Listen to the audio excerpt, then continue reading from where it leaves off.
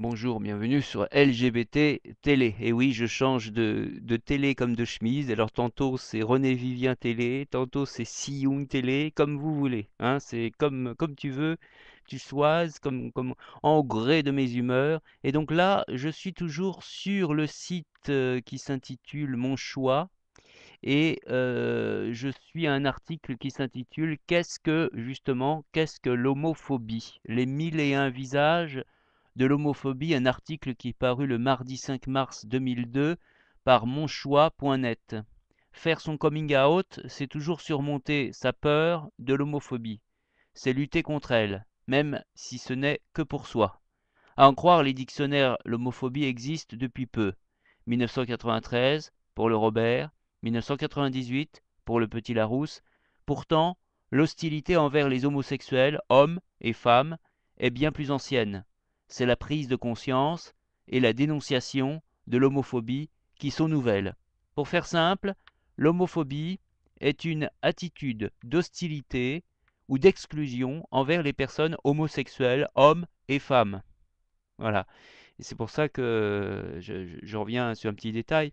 C'est pour ça que je pense que lorsque on me dit René Vivien, il faut la mettre il faut la mélanger. Ça, c'est politique, hein, c'est vraiment. Il faut pas la mettre, la mettre entre guillemets dans la section lesbienne.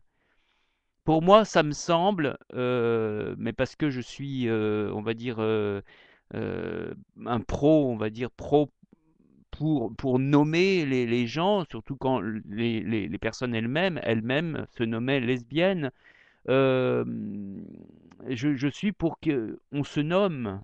Et quand il y a quelqu'un qui te dit non, René Vivien, il faut la mettre avec les autres poètes, bah, quelque part tu la rends invisible, tu la mélanges, tu vois. Bon, ça se défend, hein, ça se défend, c'est le sujet. Mais moi personnellement, le sujet est vaste. Mais moi personnellement, je pense malgré tout que on rend tellement invisible la lesbienne, et d'ailleurs la preuve, puisque ici dans cet article, il y a bien une forme de lesbophobie à partir du moment où on met les homosexuels, et on précise même pas -LE, hein, on met les homosexuels LS, et on met virgule simplement hommes et femmes. Mais on sait qu'en général, quand on dit les homosexuels, ça veut dire les hommes.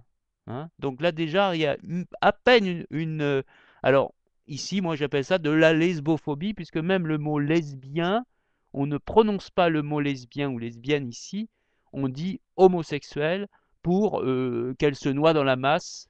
Voilà. Et ben ça, c'est ce qu'on appelle la lesbophobie. Là, il précisait l'homophobie, mais moi je préciserai encore plus ici. Hein, c'est un article légèrement lesbophobe. Je suis peut-être bon un peu à chercher des poux dans la tonsure, comme on dit, mais pour moi, ne pas nommer, surtout lorsque, c'est pas comme si l'auteur elle-même ne se nommait pas. En 1900, déjà le mot était très rare. Euh, René Vivien s'est nommée lesbienne. À partir du moment où elle se nomme, de quel droit pouvons-nous nous-mêmes maintenant dire ah non, c'est une poète de l'amour, c'est une poète de l'érotisme. De quel droit nous on arrive et on dit oh ben non, on la met dans les femmes de lettres, elle se mélange avec toutes les femmes de lettres et voilà, c'est une femme de lettres avant tout, alors qu'elle se déclarait elle-même. Enfin moi j'ai l'impression que c'est une régression. Enfin c'est personnel, hein, c'est personnel et que rendre invisible un auteur ou une auteure ici lesbienne, pour moi c'est de l'ordre de la lesbophobie. Enfin quand on lit le rapport, hein, le rapport sur la lesbophobie, c'est ce qu'on lit.